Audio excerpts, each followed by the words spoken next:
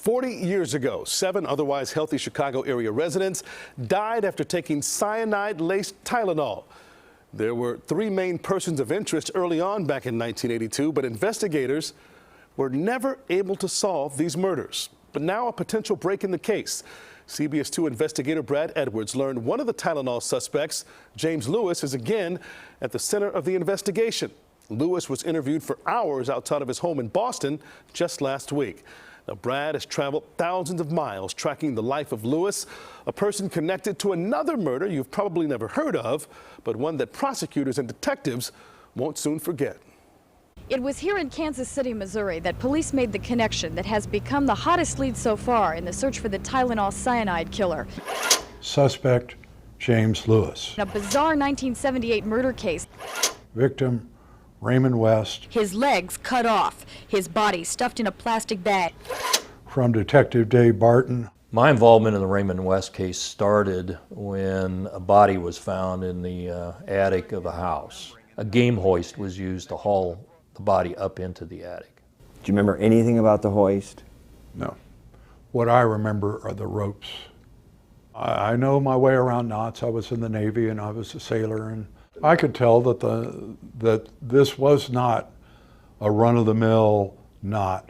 And I opened up those bags of rope that included the slip knots that tied Raymond West's legs and torso up.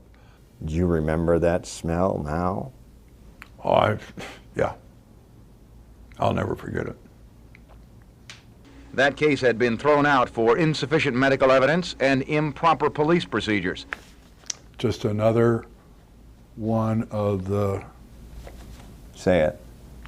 ups that plagued this case. It was the Raymond West murder case that eventually led Chicago police to investigate James Lewis. Our Maurice Cervedra sat down with Brad, who found even more red flags after digging into Lewis's past for months.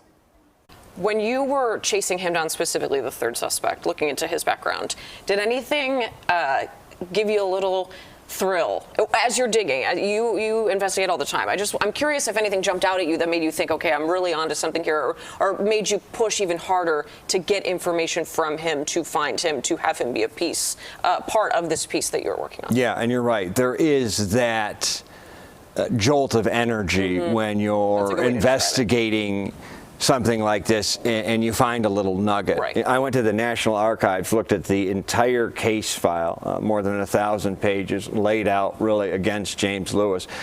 I mean, it started from moment one. You know, I found out he was born to parents in Memphis, Tennessee. He was soon after abandoned by said parents. He was then adopted and raised in a little place near the Ozarks called Carl Junction, Missouri.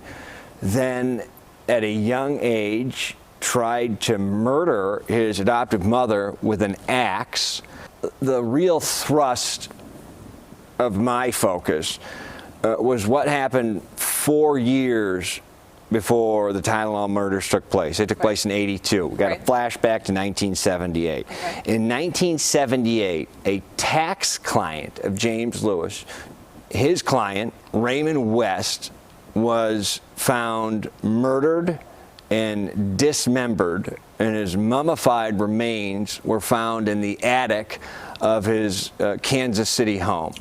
And I thought, I've got to track everything I possibly can. I've got to track everything down about the murder of Raymond West that's available. We lay it all out in the piece that comes. But, you know, one of the critical elements that broke that case initially open was after Mr. West disappeared, James Lewis tried to cash a $5,000 check from the missing man. And you're pulling out all these threats. And there's red flag after red flag after red flag. James Lewis, who was a suspect, wasn't given his Miranda warning. Truly a technicality. Case got kicked. Wow. A couple of years later, James Lewis was the center of an investigation that was really a large investigation involving identity fraud and land fraud.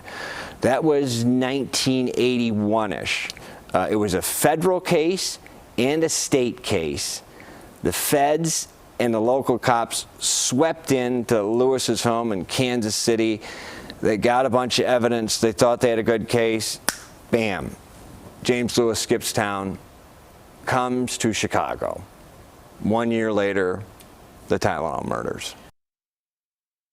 Well, you can watch Brad's entire story tonight on the CBS 2 News at 10. And we have a section on our website dedicated to the victims' families. To hear their stories and keep up with the investigation, visit cbschicago.com/painkiller. You could also watch a preview of a multi-part docuseries we produced, Painkiller, that's coming later this fall.